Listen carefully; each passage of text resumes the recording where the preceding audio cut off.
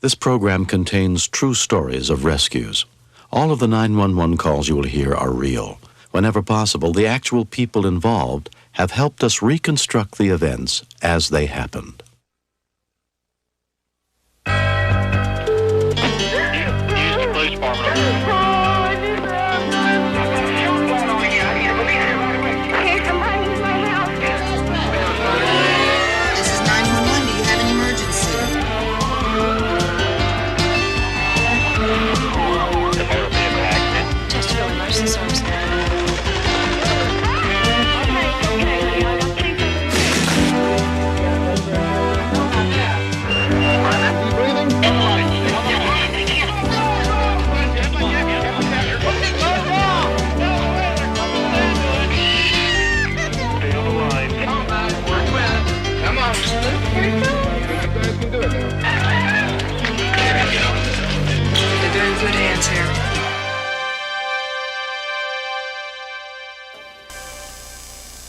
All parents share the worry that they may not be able to keep their children safe. Although youth is a time of exploration and adventure, it is also a period when it's easy for kids to get into situations that they're not yet equipped to handle. I'm William Shatner. Tonight's special episode of Rescue 911 is dedicated to preventing childhood injuries by promoting child safety. We begin late in the afternoon of Thursday, September 9th, 1993, in Laguna Niguel, California. After returning home from running errands all day, John Anderson decided to relax in the backyard spa with his 14-month-old son, Ellis. Wait right there. Can you wait there? Ellis loves the water so much that if he sees a bathtub, if he sees a pool, if he sees a puddle in the street, that's bath time. He's going in. Daddy? I keep Ellis inside, and it works out great because it makes it so I can get the covers out of the way, make sure it's warm enough without having to worry about him getting in without me. It's John here. We're just getting ready to go out. Ready to go swimming? Right about that instant, the telephone rang. You want to play with your toys? Uh-huh. Okay, you play with your toys. Let me get the phone. Hello? Joe? When I answered the phone, it ended up being a client. Sure. On the invoices? I heard Ellis in the family room working on the stereo. He bangs on it and switches all the knobs. Okay.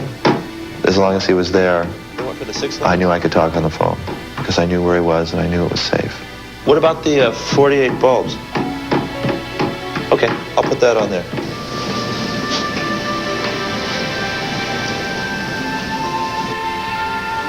Okay, I can do the special billing for 6. Shortly into the conversation, I didn't hear him anymore. Joe, no, hang on. Okay. As soon as I rounded the corner of the kitchen, my eyes focused on the sliding window being open. Instantly, I had just a cold feeling run from head to toe. He was absolutely lifeless. When I turned him over and saw his face, I thought, he's dead. He's gone. When we continue, Oh, God, help me! I've never had a call where I was able to bring somebody back to life, but I was hoping that this would be a time when it would work.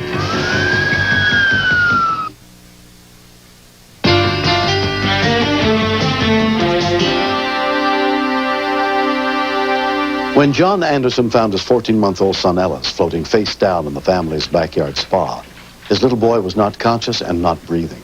John's 911 call for help came into Orange County Fire Department dispatcher Kathy Kelly. Fire department. Help me, I got a drowned baby. Okay, what's your address?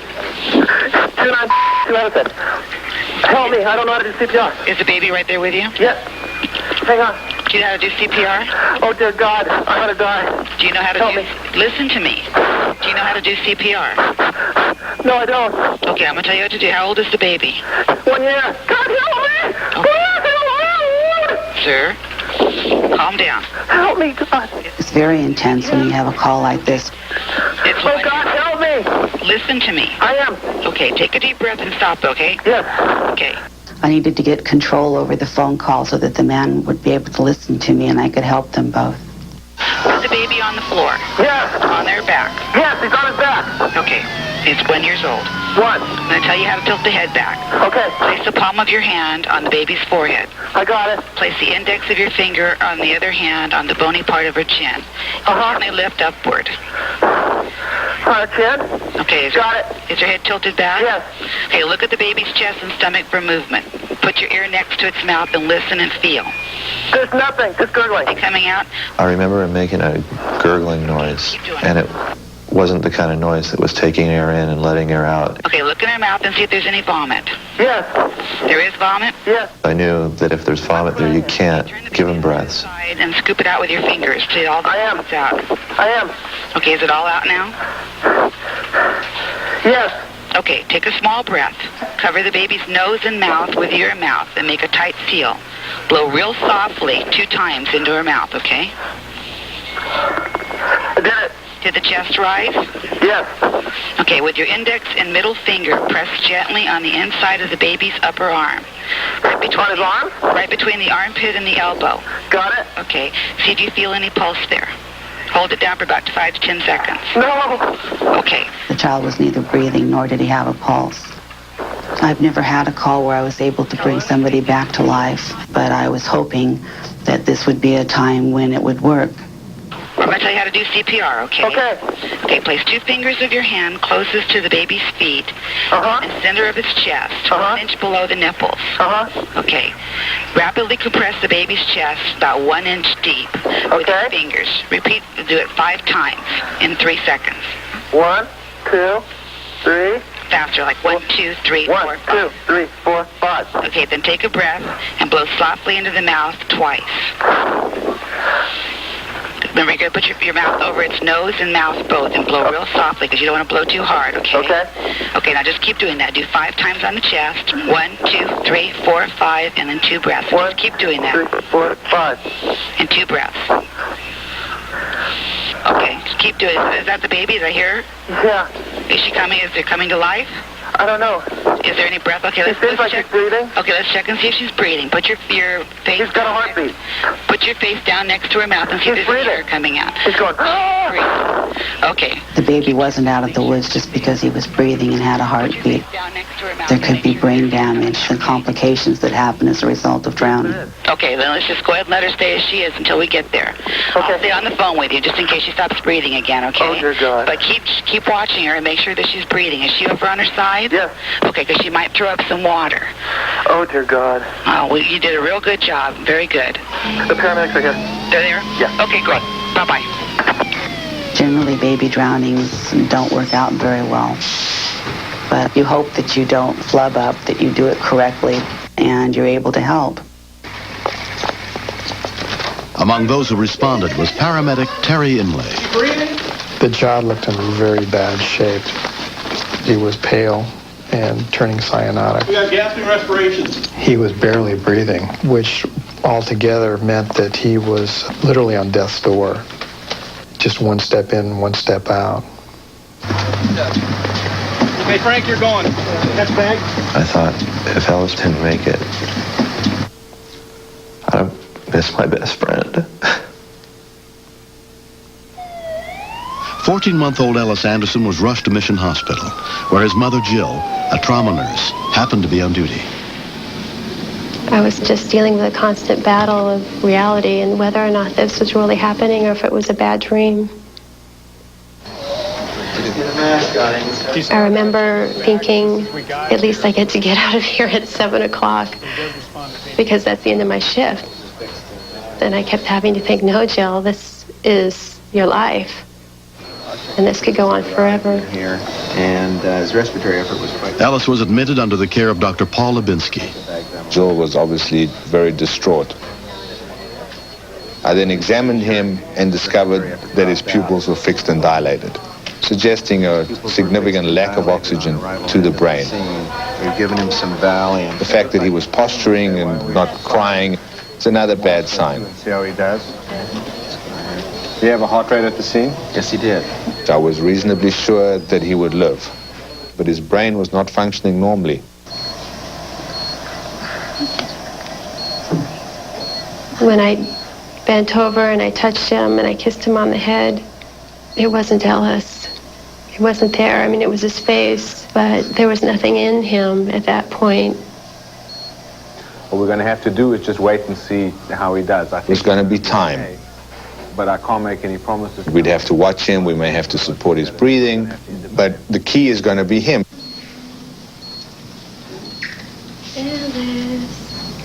I was thinking about all the happy times that we had had.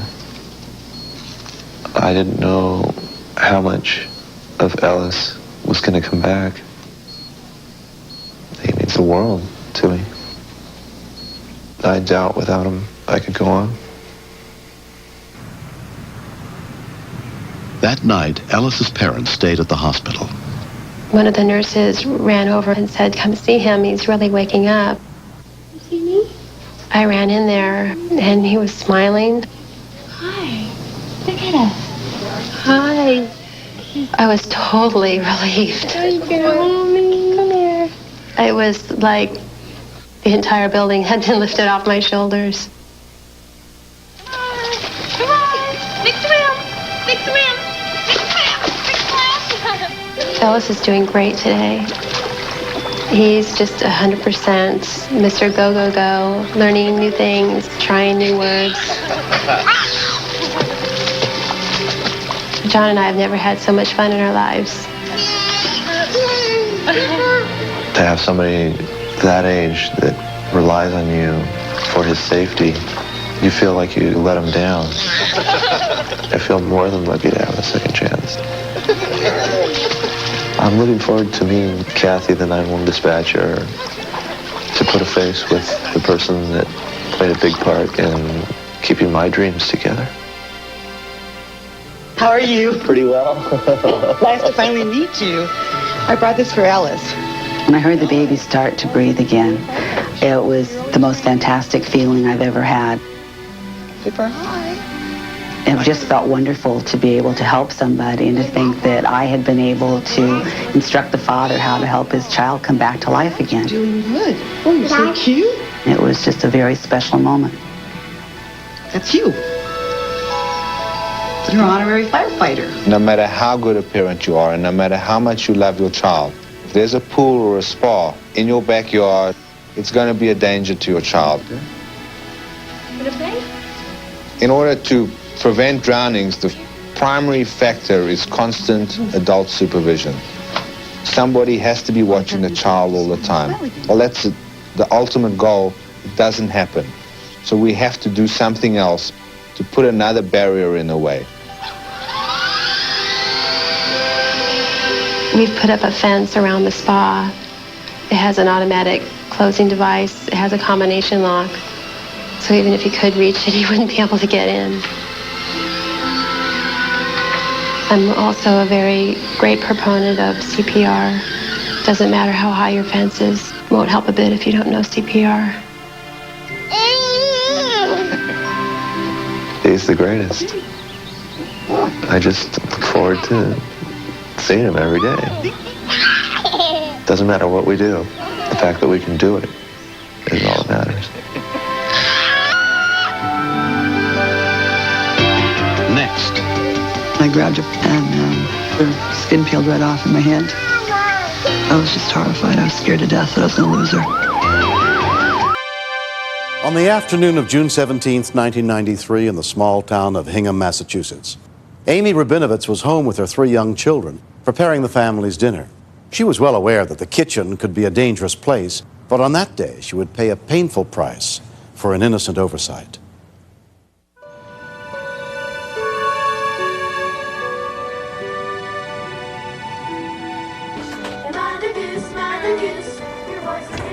I was making spaghetti sauce. Abby was a normal little 14-month-old girl, very much into Barney. Never moved away from the screen when Barney was on. I had to pour out the boiling water into the sink. The baby gate had broken 2 days beforehand, so I wanted to make sure they weren't in the kitchen.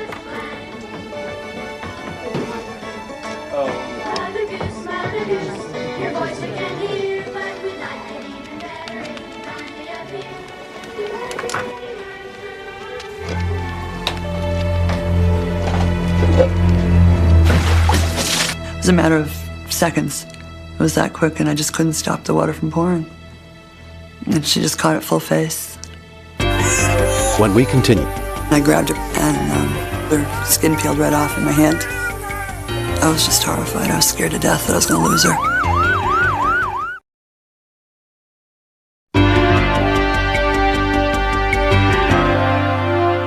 Oh my God! I heard something fall. 5-year-old Benjamin was the oldest of the family's children. When a baby boy or a girl is burned, sometimes they can die. Hingham Fire emergency line. My sister just got burned by hot water. Send over an ambulance. Okay, need to know where. Yeah, Hingham Street. Patrick? What? What's the call? The fire station. I got a pan that has some hot grease with water in it. Hot grease with water in it. I need the address for your house. Okay. What's the address for the house? Peel it. Just peeling. My mom put Abby in the shower and cool off the heat on her. And it didn't work. She was peeling bad. A basic life support unit with the Hingham Fire Department was immediately dispatched, including EMT Kevin Carney. When we first got the call, dispatcher announced the address for a child that had been scalded by hot water and grease. I knew the address right away. I grew up with the mother of the child. So right there, the level of stress and apprehension has just increased double-fold.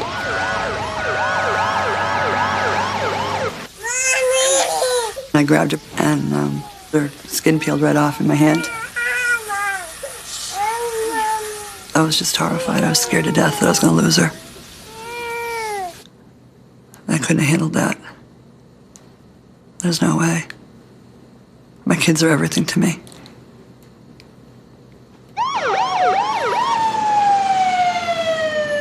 Kevin and his partner, EMT Michael Antone, arrived within 3 minutes of the call. When I first looked at the child, my worst fears were realized. I could see that she had close to 30 to 40% of her body was burnt. And that's such an insult to the body that the infections alone, I feared for her life. At one point, she just stopped crying. Dead stop. Didn't move, didn't cry, didn't do anything. I thought she had stopped breathing. I thought she just lost it completely. I thought she was gone. I tapped her a couple of times on the bottom of her feet and kept yelling out her name, and she finally looked up to me and started crying again, wailing again, which was tough to hear, but I knew that she was breathing all right.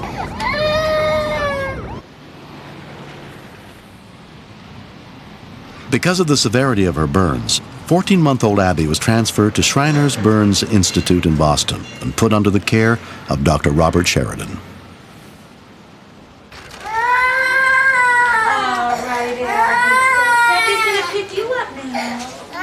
The liquid poured down from above, and her burns were to her face, the front of her head, neck, shoulders, arms, and her whole front of her torso.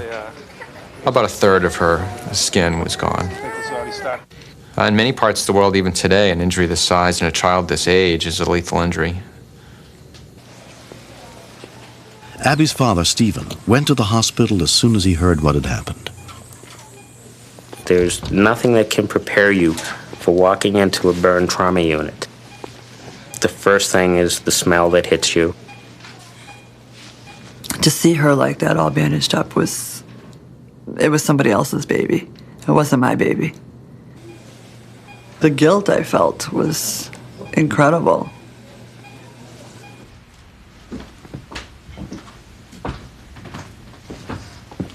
That Sunday was Father's Day, and that was probably my worst day, because I had come home from the hospital, and I was the one sitting here by myself. The TV couldn't do anything. I just had no interest in watching it or listening to radio or anything. So I pretty much just sat there and had one little light on and cried for about 3 hours.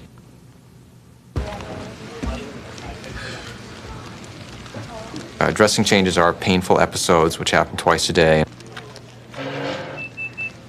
I cried every time I was there for the bandage changes. And I was right there. I stayed right with her for every bandage change. Never missed one. Although Abby underwent successful skin graft operations on her shoulder and chest, she came down with pneumonia.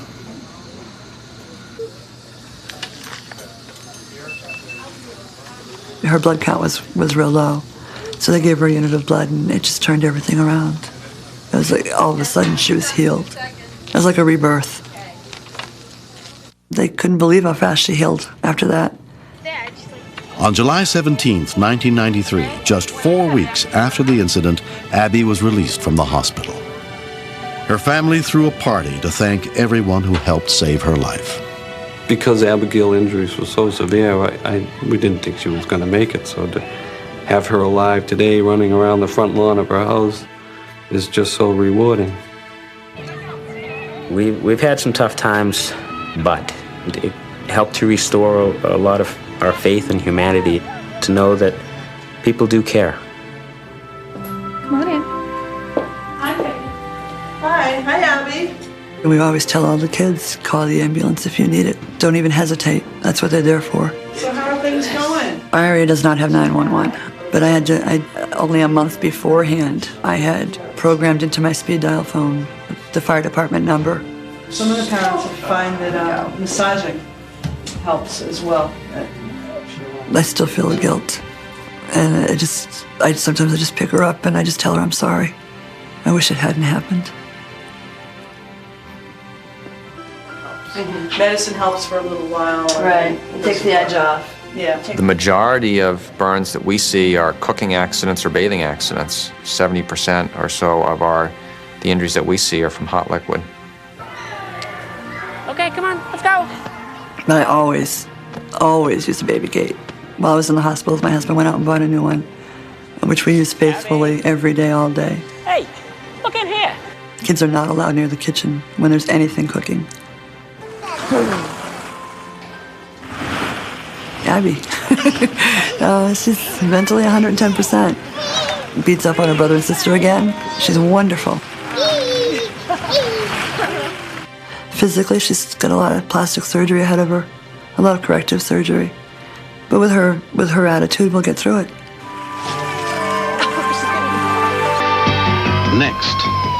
Initially, it didn't look that bad, but a few little pieces of bone actually did go into the surrounding of the brain. It fractures here and up here, and it's pushed back.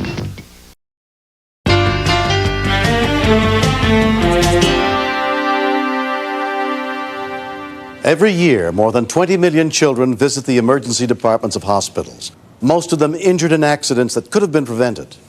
This story is not a recreation. It's one family's ordeal that began on a February evening in 1994 in the isolated community of Waianae on the island of Oahu and ended at the Kapiolani Medical Center for Women and Children, the only pediatric intensive care facility in the state of Hawaii.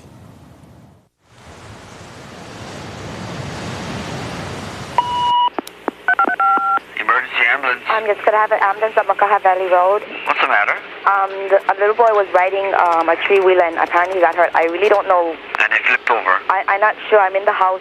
A 911 call reports an ATV accident involving a child. During the 45-minute transport to Kapiolani Medical Center, word on the boy's condition is radioed ahead to Dr. Rod Boychuk, the pediatric emergency physician on duty that night. Coming in with a 9-year-old male who was riding in the front of a three-wheeler, and they went up a steep incline to where the bike fell back over him, and the middle part of the handlebar struck him in the forehead. The victim is Keone Wolf. When he first came in, we did a very quick assessment to make sure he was breathing. All right, just keep your head still, keep your neck still, don't move. Deep breath in and out. Attaboy. Okay, airways, clear. Initially, it didn't look that bad. Got an IV running or not yet? Yeah.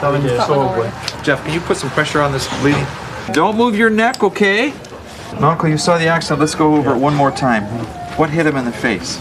On the handle, there's a crossbar going like this. Okay. So what happened when the bike went over, I think the crossbar just landed right on his face. Smacked his face. Smacked his face. Okay. He had a helmet on, but He didn't have no face shield. Huh? He was wearing a safety helmet. Yeah, the helmet saved the fall because the crossbar on the handle whacked against the helmet, but that saved the whole thing from coming on top of him. That's so good. Open your eyes for me.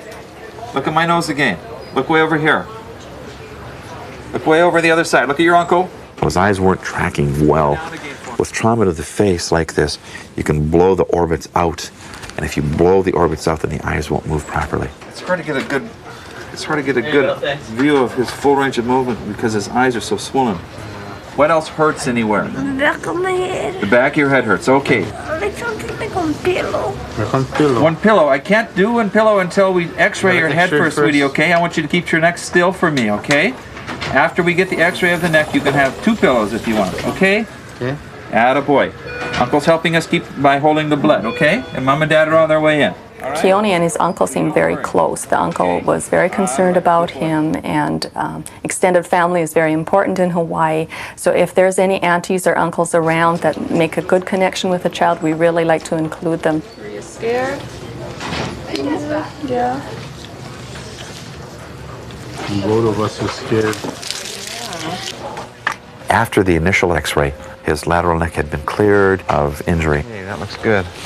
The next important thing was a CT scan, initially looking for any type of bleeding in his head. We're going to do a few extra cuts right through his eyes to make sure he doesn't have any bone fracture of his orbit, because that bar looks like it came right across his upper orbital ridge. This looks a little different here.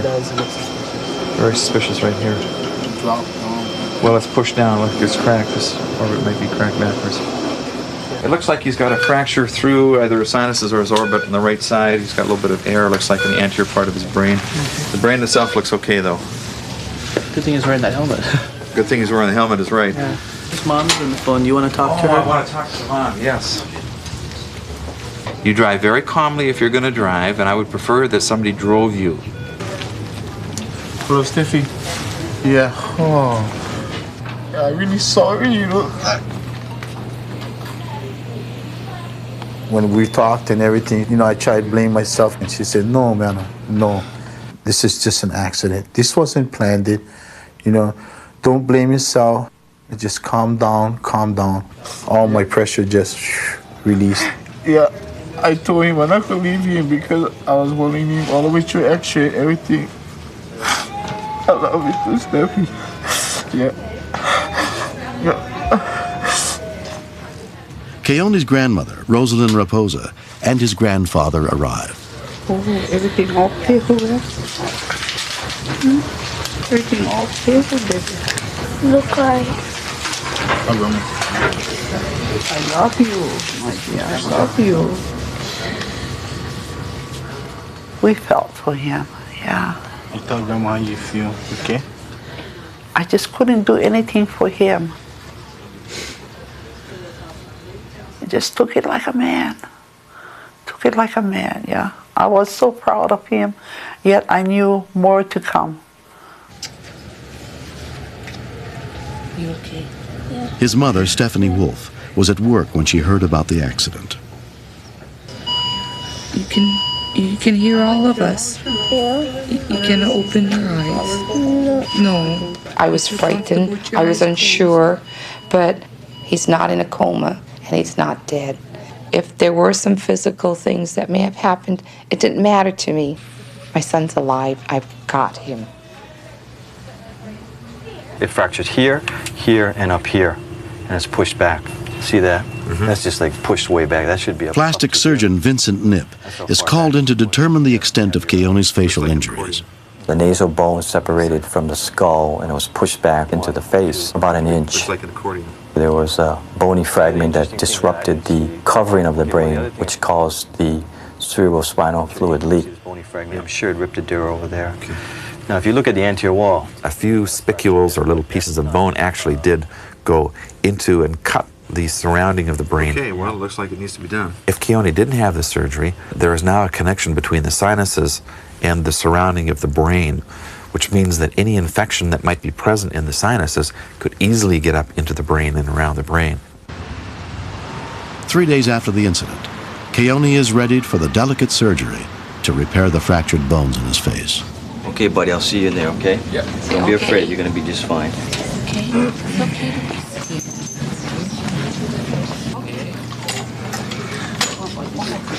to be scared. Yeah. I saw this eyelash reel.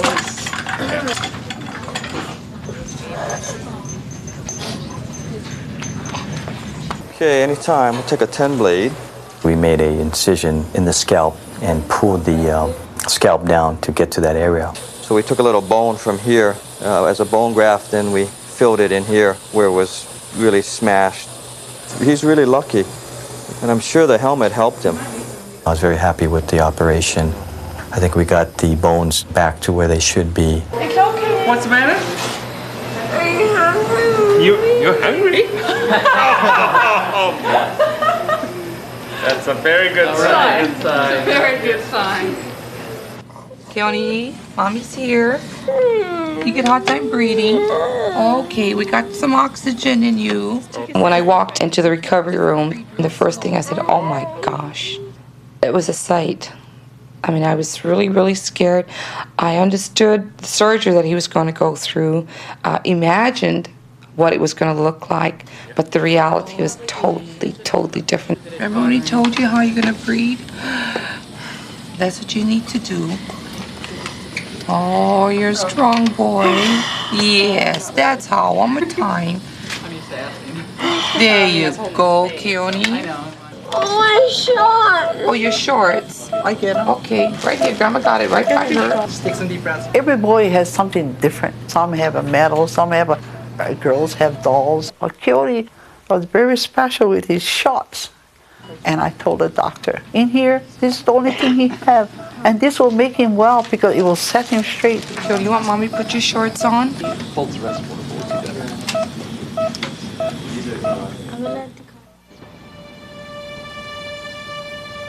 1 month after surgery, Keone is almost fully recovered. All the doctors there that in Kapiolani, from Dr. Boychuk to Dr. Nip and everyone that helped, they were really, really good. Everything is healing fine. His face and everything, his features are all coming back to the Keone that I knew. Let's open it up and we can put some in. As a parent, the most that we can do is try to make sure that we have the proper gear, proper supervision. Okay, I think they've got enough in there, huh? You can never overdo when it comes to safety.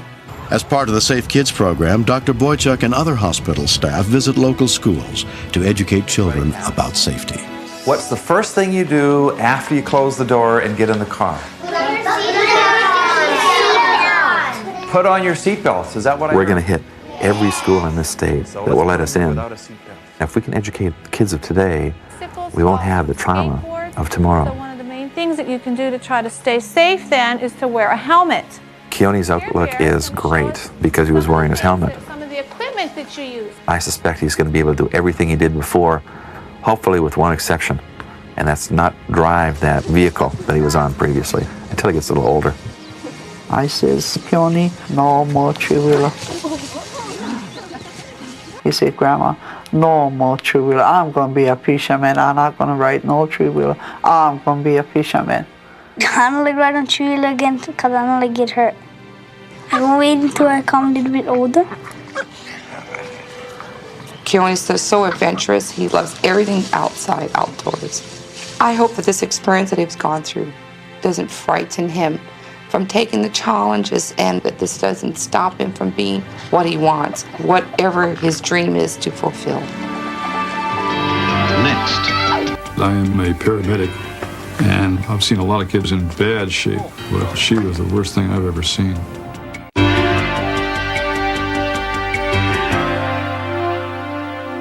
In March of 1991, Tina Rollo and her husband Tom put their house in Tarzana, California up for sale. On the afternoon of March 15th, Tina picked up her 5-year-old daughter Brooke from school, as she did every weekday, and returned home to wait with her family for a real estate broker to come by and preview the house. Hi. Nice to meet you. Come on in. Very nice. The girls were running around the house and they were going to get ready and go for a walk in the neighborhood. Square feet. It was built in 1984. Tom was in the kitchen making lunch for all of us. Okay, Brooke, wait a second. Just go out. Tina told Brookie to close the garage door and then go out the front door. Don't go out the garage door. Brooke loved to take her little sister around the neighborhood with her. It was a gated community, so it was okay. They walked around the neighborhood a lot. I'm coming! Wait for me! Come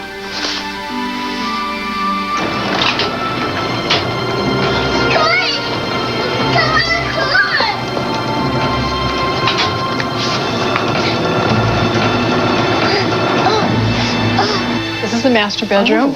I heard the garage door close just as I expected and just proceeded showing her the house. It was probably not a long time, maybe 5 minutes walking around the house. Mommy! Mommy! And that's the bathroom there.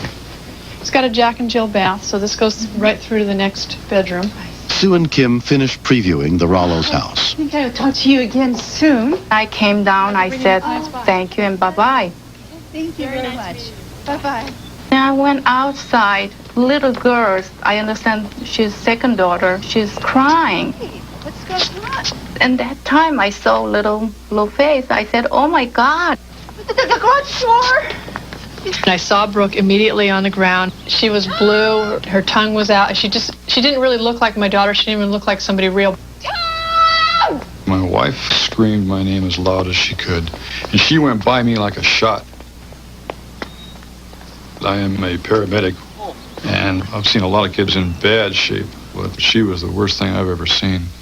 She made my stomach drop right through to my knees. This had been drilled into me so much from Tom. In an emergency, your job is this, my job is that. So there was no hesitation in that the next thing I had to do was go get help. I rolled her onto her back and felt right down here at her heart, and she had no heartbeat. She was blue, so she had no oxygen going to her body at all. It struck me that she was not going to make it. And as a father, I started to collapse inward, and I started saying, dear God, please don't let my baby die. Tom, is she breathing? Is she breathing now? No, she's in respiratory arrest. I switched into an automatic mode, and I started treating my daughter as a patient and my wife as my partner, and I was reporting we have a 5-year-old child in full arrest. No heartbeat, no heartbeat. Tom, is she breathing now? Is she breathing? I was very aware that he wasn't able to revive her immediately. That's when it hit me that she really might not make it, that she might die. Light Force 93, Rescue 93, respond, reported injury. Information was relayed to Los Angeles City firefighter paramedic Mike Henley. The kid calls are the worst. They're the ones that keep you up at night. They're the ones you remember forever.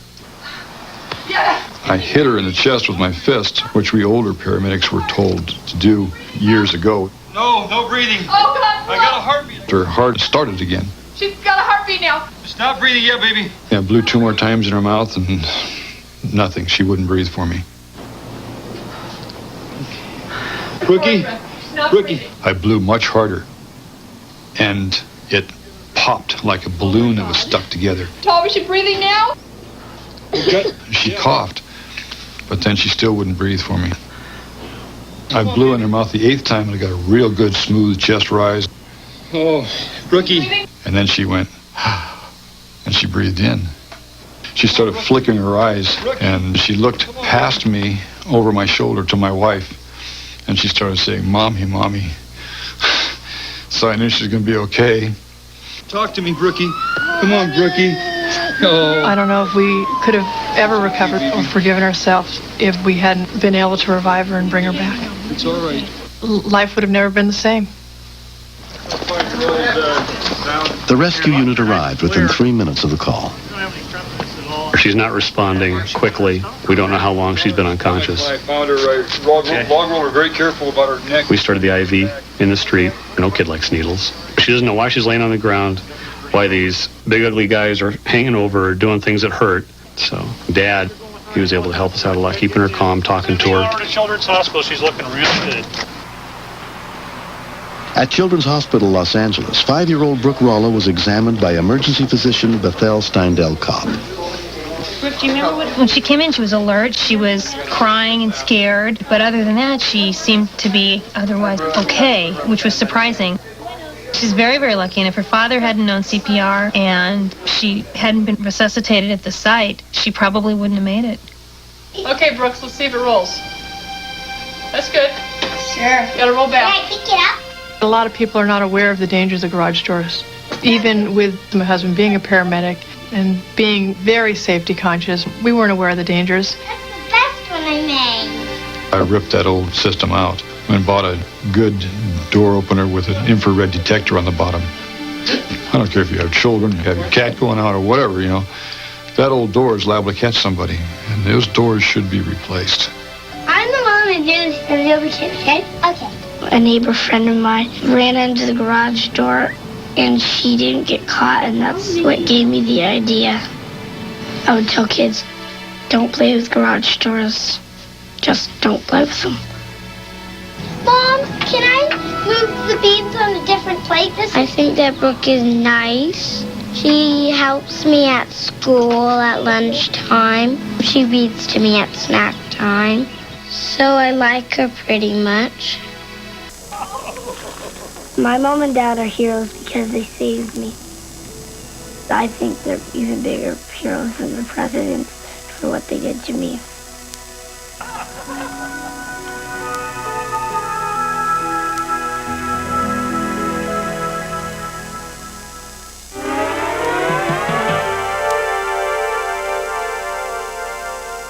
Knowledge is the most powerful defense against preventable injuries. We owe it to our kids to educate ourselves and them about how to reduce their chance of being injured. Safety information is available through the National Safe Kids campaign in Washington, D.C. This series is dedicated to all the men and women who do everything they can to make a difference. I'm William Shatner. Join us again next week for more true stories on Rescue 911.